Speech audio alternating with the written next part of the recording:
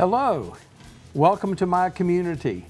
I'm Fred Albert, the host, and My Community is brought to you by the Library Television Network. We appreciate you joining us today, and we're excited about the topic. We're going to talk with a gentleman who is the project director for Bridging Resources West Virginia.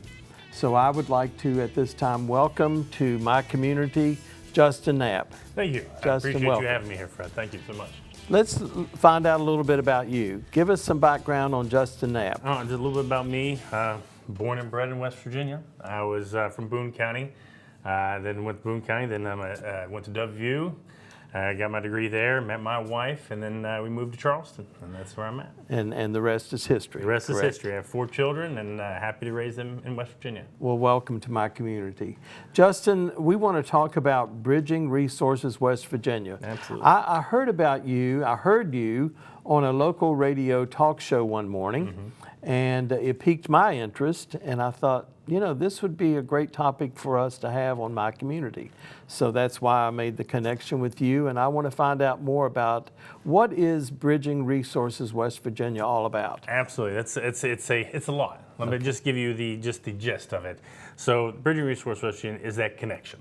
It's the connection for any individual that has long-term services and needs to get the services they need to help them live independently in their homes. And this could be aging individuals. This could be children transitioning from high school into adulthood. It's those people that need those services to help them keep living independently. So it's a vast, a lot of information that they don't probably know how to get. And we help them filter through that information and get the services they need.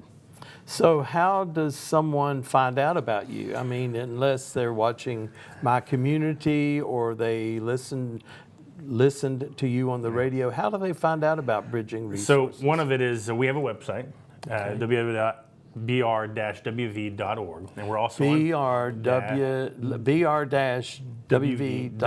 Okay. And we're also on Facebook. On Facebook. And right now, this program is relatively new. We've been now going into our 3rd year, and so we're expanding. You know, we're getting out there. We've done a lot of, as you heard me on the radio, we do billboards. We do a lot of media outreach. We do a lot of marketing, and we're expanding that. And that's how. So we're expanding, trying to get into those communities, the rural communities in West Virginia, to help those individuals connect with those services. So this is all across the state. This is a statewide initiative. Yes. If I live in Gilmer County, or Calhoun County, or Kanawha County, I can avail myself to the services that are offered somewhere in West Virginia. Yeah, and that's the idea, is we help those individuals in those counties try to connect in their community, those services in their community, because the idea is that there are multitude of services in the state that people just don't know that are available in their back door, and they're right there in their community.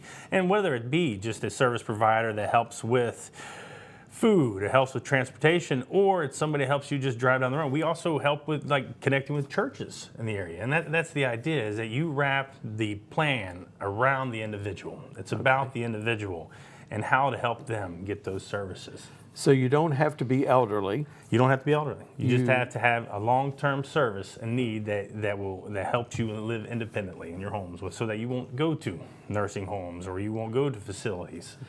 And how... So let's say that I'm in a situation where I've been in the hospital and I'm released to my home, but I still need assistance. I need help. Well, let's take a step back. That perfect example. If you are in the hospital, the idea of this is to help the hospitals connect to those services and communities. So if you're already in the hospital, connecting with the social workers or the discharge planners to then connect with those providers, so you have a seamless transition from the hospital to your home, that where services are already in place. And that's the idea, is to help providers connect with providers and help the individuals that need it too. So do they contact you?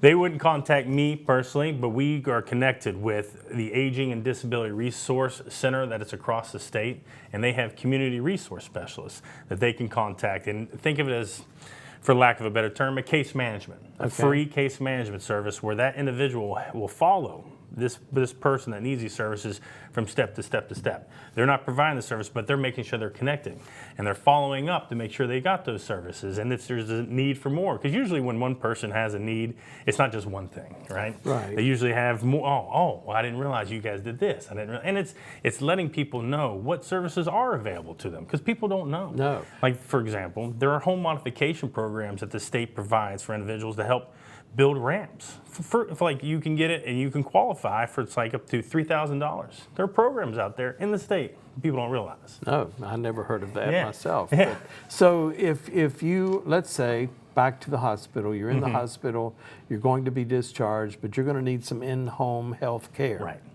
Right. Would the case manager be someone like the social worker that's at the hospital? It can be. They could contact Bridging Resources They'll West contact. Virginia. Our phone number. It's on the website. It's on the Facebook. Yeah, they can contact that phone number. And that's the great thing about it, is anybody can contact it. So it doesn't just have to be the individual. It can be a loved one. It can be a neighbor. It can be that provider that says, okay, we need seamless transition to help this individual. Let's contact them, so that, because once the social worker, once they leave that hospital discharge, they don't have more contact with them. But we Sure. want to make sure those services continue. So that's the idea. So anybody can contact it. So I'm an individual and I have, let's say I have a parent or a friend or a neighbor who needs some services, and I would call the number that's on the website. Yeah, absolutely. Walk me through those steps. What's going to happen So there? Who am I what would going to you- talk to? You would speak to a community resource specialist, and Community resource specialist. and they work for the Aging Disability Resource Centers, the ADRCs, and that's just one spot of it. So and we'll get into it later how this program got started. But you contact them, and then that's the idea, is then they then branch out and help you find those services in your community. Wow. Okay. So I could call for my neighbor, and then they would work with me or work with my neighbor Yeah. to find the services they need. Let's And we've say, had that happen, yes. Let's say my neighbor or my friend would need someone just to come offer some physical therapy at home, or occupational therapy, or do a medical checkup on them. That's all yeah. going to be in that program. In that system. So they would call these community resource specialists, and those resource specialists will not just give a phone number. And that's not the idea. You don't just give somebody information. They actually walk it through it. Oh, okay, we have this, we're going to call for you. Because a lot of times, when you're getting in that situation, when you're leaving the hospital, or when you're coming to these times where you need these long-term services and supports, there's so much information getting thrown at you, you don't know what to do. Right. And so these individuals are professionals. They've been educated. We have individuals that have years of Medicare services, years of Medicaid services. They know how the system works, so they can help people navigate that when it's very stressful. It is stressful and it is overwhelming. I know that I think I went to the website and I did see where there was made mention of, if you're in that situation, well, first off, you don't think about it till you need the service sometimes. A lot of times. And that's maybe our own fault. But when you do need the services, and if you would Google, let's say, physical therapy or in-home health care, you're going to get all kinds of contacts or all kinds of information, more than you really need. So this sort of streamlines that process for an individual. And that's the idea, because it's information overload. Yes. And what it does is it gives you someone you can trust, because a lot of this now with information, you don't know what's accurate. Well, that's true. And it gives you someone in West Virginia talking about services in West Virginia, because a lot of times when you Google this information, you look up this information, it could be out like miles away. I can't tell you how many times you Google something, you're like, oh, that sounds great. Oh, we don't provide that in your area. Yeah. But that's Charleston, South Carolina. That's exactly, that West happens a lot. Virginia. And that's the idea. And it's not just. It gives you someone to talk to. It gives you it's not automated. It's a voice on the other side that shows you that we care. And that's what West Virginians. That's what we're all about. We're about that connection. Sure. We're about that atmosphere, and it helps. Because a lot of times, like I said, I'm from West Virginia. West Virginians are very prideful. Sure. They go, oh, no, you help the other person. I don't need it. You help it. And it's not about that. It's about, we all have these needs at some point. and and it's having that connection.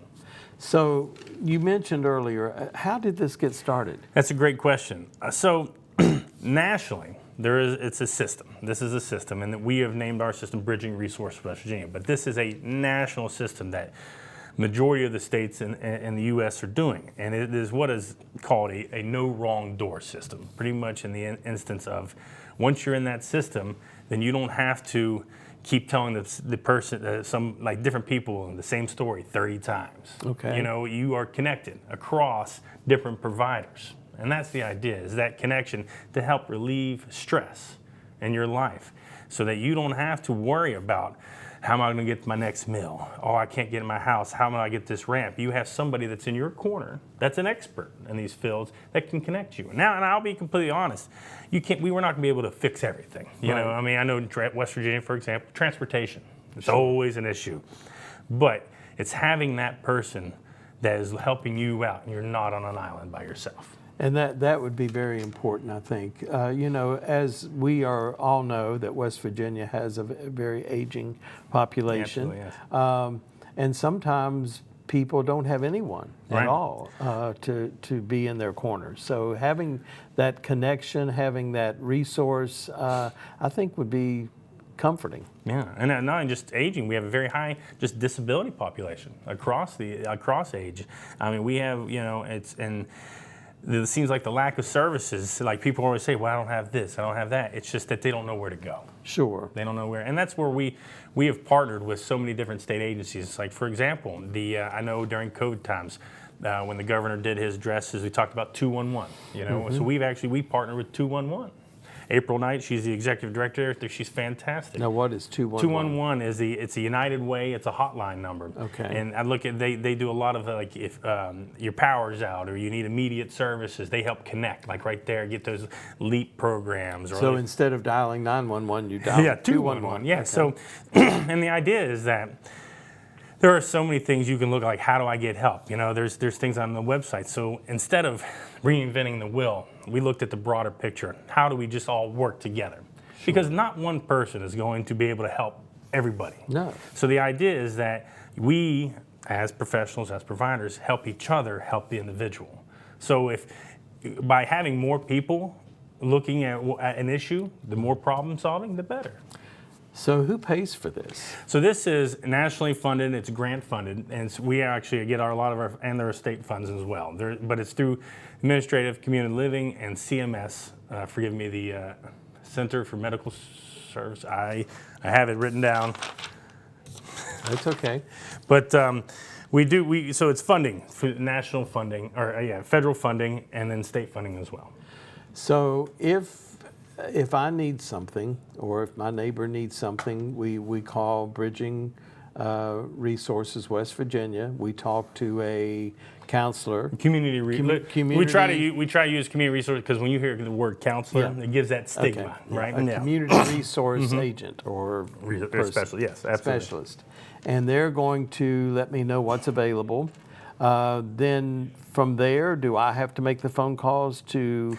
No, they're going to make the connections for me. Yeah. So I'm going to just say I need transportation for groceries, Right. or I need transportation to the doctor's office. Who pays for that? So depending on the programs, and that's the thing, they try to help depending on what you qualify. Okay. If you have Medicaid, if you have Medicare, if you have private pay, there are services that are out there for free. And that's what they look at. They look at the whole gamut of what is available to you. And they look at it as not just telling you, you're not just focusing on one thing, like they're just telling you what you all qualify for. Okay. And then if you don't financially qualify for it, then they look at, okay, how can we make this happen? So it's a trickle down. It's like, okay, what programs do you qualify for? Oh, you meet this and this and this. Okay, you don't qualify. Then we start to branch out to, like where I said, example, we've worked with churches, talk about transportation. There's a lot of churches in there and everywhere in West Virginia, and they are always willing to help. And that's a lot of times that's what we've connected with. And what about food? Do you work with programs like Meals on Wheels, or I guess it's still called Meals on Wheels? So but- a lot of the counties in the state, they actually have food programs, food pantries, and even the senior centers in counties, they have food programs. And so we help people connect with that. I know I'll speak for myself. I've had family members who have need for food, and I've helped connect them with services in the counties that they live in. So, you know, it's that idea, and I always get is, oh, I didn't realize this was here. I never knew that. You know, people just don't know to ask. I noticed, visiting the website, I clicked on something that took me to the Mountaineer Food Bank, and that showed different, for every county. I was real impressed with how it's all laid out. With every county, there are events coming up, and it gave the dates of those events. I want to say in Kanawha County, of course, that would be one that I would look at. There's something happening at the Elkview Baptist Church, and it gave the dates throughout the year. There's one happening, I believe, at the Nazarene Church in Bell, or I may have that wrong, but on that website, there was a church in Bell, West Virginia, and it gave the dates throughout the year that I guess people will be able to go and get some food. Get food, yeah. So that, and they do that. They do that, and they have clothing. They have wardrobe, clothing for individuals that need, especially now during the winter. They have the closets. They call them a lot of closets where they have a lot of warm clothing. But then that's the idea is, and even more, it's a lot of those providers that don't know how to reach the people in their communities. Sure. We can help them. We can help them by promoting what events they have going on or what activities they're doing. I was very impressed by that website and finding out that those connections were there, just clicking. But I know that not everyone would think to do that, or maybe they don't have the device or the internet connection. But if you do, it was very, very and that's a part easy of it. to use. That's a part of it too. Is that not everybody wants to call, so we want to give people several options. So we have a information portal, a service portal on that website where you looked at it, where you can put in your zip code and it tells you what services, and we're updating that on a regular basis because services. Providers, they go out of business, for instance, so we try to keep that as up to date as possible. We want to make sure it's what's in West Virginia, what's in your area. And I noticed also that you had a campaign during the holiday season, I forget what it was called. But Home for the Holidays. Home for the Holidays. How did I forget that? But was that successful? Yeah, we try to look at the things that people don't think about. So for that campaign specifically, we focused on when you're coming home and you maybe haven't seen your loved one in a year, and look at these things. Are they still being able to walk around as well as they have? Is there unopened mail, just a pile of mail? Are they on their medication? Start having these conversations and start being aware, because a lot of times when you come back that next year, you're like, wow, now I have to make decisions. So start having that conversation now.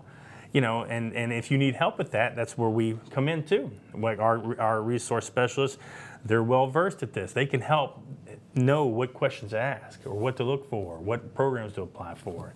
So an example would be if I'm aware of this program, if I'm aware of Bridging Resources West Virginia, and I go home and visit some relatives during the holiday, or just doesn't have to be at a holiday, but I see a change in my aunt or my uncle and my family member, and I'm like, well, I'm not sure how to approach this. Absolutely. Because it is sensitive, but I realize that maybe my uncle shouldn't be driving, that type of thing. I could make that phone call to the support specialist. I forget what you call them, not a counselor, but the community resource assistant, and they would walk me through the steps of what I should do, or maybe how I could approach this in a sensitive way. And it's all free. All these phone calls, everything is free. All those services, that's amazing. And that's provided, free across the state. What are the challenges you see going right now? Well, the challenge is that not only with Bridging Resources West Virginia, but what are the challenges in our state that are? Well, as I said, transportation is always a challenge across the state, and a lot of it also is West Virginia itself is so rural. I heard one time where it's like, you think of Alaska being rural, But Alaska, the cities are right there. West Virginia, everybody's just spread out. Yeah. You know, it's getting those services to those in those very rural communities that don't have, as you mentioned, internet, don't have connections to, telephone. We still deal with that a lot. You know, and it's getting the word out to those individuals, and it's honestly a lot of it. And on the other side, it's breaking down the silos that a lot of providers put themselves in, and have everybody working together, and that's always hard. You know, because we always have budgets, and people have, you know, they get the money for different services they provide, but it's that idea that we need to work together as a state. You know, we as a few AARP, they do state scorecards, a long-term service support scorecard. And unfortunately, West Virginia, the last scorecard they did ranked dead last in services provided to those that need them. Dead last in all states. And that was in 2021, 22. So they do the scorecard every 3 years. And that's where we're ranking right now. And that's not acceptable. No. It's not acceptable because, as you pointed out, we have one of the highest aging populations, and we have a high disability population. The services are there. People just don't know how to get them, or people don't have the means. So if I'm a single parent and I need help with childcare, would that be another area where Bridging Resources West Virginia could possibly help? Well, that all depends Give me too. some. So when you look at like child care, that's not. We're looking more at the long-term services. Right, Like okay. you know, I know child care is a big thing, and then we're working with the DHHR. We're trying to help people. Honestly, if somebody were to call, I can tell you that our staff will help with any way they can. Okay. Right. So I can't sit here and tell you what is not possible and what isn't. But the idea of it is that you're connecting with services you didn't know was possible. So you mentioned staff. Is it hard for you to keep staff? Do you have a good staff that's So, pretty loyal? like as I said, my staff. So we are the connection, right? Okay. The Bridging Resources Connection, and we have. The idea is that we have partnered with different agencies. For example, the ADRC, Aging Disability Resources, and they have that staff. They're community resource specialists. That they are the ones that do that work. We're the ones in the background, connecting those providers, connecting people, doing marketing, doing media stuff to get the word out. One of the things is prior to this program getting started that they did. They started talking to a lot of people that needed those services, and they said, and this is a terrible thing to say, is that the ADRC was the best kept secret in the state. That's not a good thing. No, you don't want it to be a secret. You don't want it to be a secret. So the idea is, yes, we have fantastic staff. It's a very rewarding, and I can't speak to because I don't employ them. I spoke with our own staff because we're that connection, but they do an amazing job, and I hear them all the time, and the work that they do is just I can't tell you enough. I'm sure that it's probably pretty overwhelming work too. When you look at all the needs that we have in our state with elderly and with single parent families and other situations, I'm sure it takes a special person.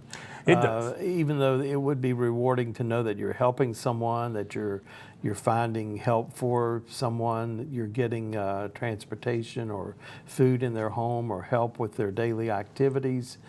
If you have someone who just needs, someone to talk to check in on, that's also important. I know that there used to be a service called Contact of Kanawha Valley, and that was a phone number where lonely people could call and speak to someone 24/7. I don't know if that service has continued. I don't know if there are other services out there like that, but it was very beneficial to people who live alone. Some of the people who worked for Contact of Kanawha Valley at that time would make daily phone calls into some elderly homes, people who lived alone, just to check on them, to see, are you up? Are you, how's your day going? Or is everything okay? That type of thing. No, absolutely. So that's very rewarding to know you're just touching someone's life in that way. I mean, and it's just, The idea, it is stressful, but the biggest thing to look at is it's not just you. You're not alone, and that's what the community resource special. It's not just them trying to find. They're connecting with different resources. There's a network. There's a network. Yes. And that's so it's the more people that are helping. Because my background, I've done that before, where I felt like I was the only one trying to help somebody. Sure. But now having other professionals and other disciplines trying to, okay, let's work on this plan together. Well, and the idea that you're helping someone stay in their home. Yes. There's no place like home. Right. For healing, for your well-being, but you want to make sure that people are safe in their home and they have what they need. So I would think that in itself is such a big part of this Bridging Resources West Virginia. Absolutely. What else would you like to say about Bridging Resources? Well, just that, you never know what you need until you call. There's always somebody there that can help with whatever. Because a lot of people don't think that, oh, nobody can help me with this service, but you don't know what's out there. It's amazing. You just since I've been there, the programs I've learned about, like I mentioned, home modification programs, food programs that are available in West Virginia. Just people do not realize what is available to them. So, speaking of the home modification, if I need a ramp, Yeah. I've never needed a ramp, but if I have someone who's now using a wheelchair or a walker to get around on a daily basis and my home needs a ramp, I could call Bridging Resources West Virginia. They would put me in contact with someone that would help me with that. Or even they would make the administer phone the call. grants sometimes. So because there are so many programs, I think even the Housing Development Fund, they did a grant for home modifications. I think the Ombudsman program in the state had a grant for home modifications. Okay. The Bureau of Senior Services had a grant for home modifications, and they help connect that, and they'll even help you fill out the application. So they won't just, and they'll tell you, like, this is what's needed. Because a lot of times you get all this paperwork, you don't know what Sure. to put on there, financial statements, and they'll help you apply for these and tell you, like, this is what you can do to be eligible for these.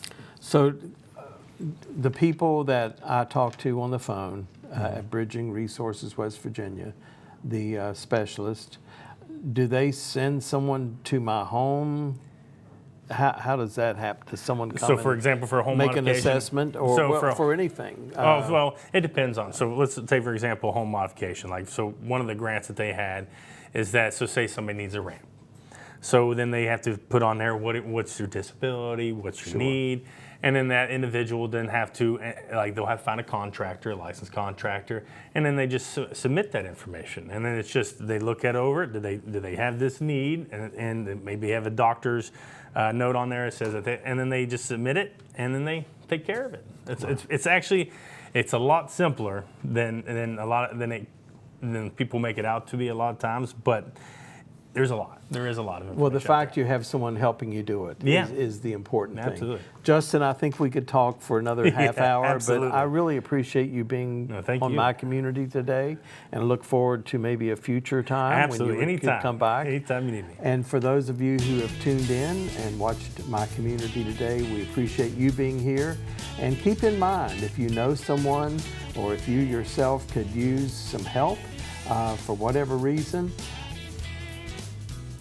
be sure and reach out to Bridging Resources West Virginia. Look at their website. They have a Facebook page, and you can find help on those places. Thank you, and until the next time, take care.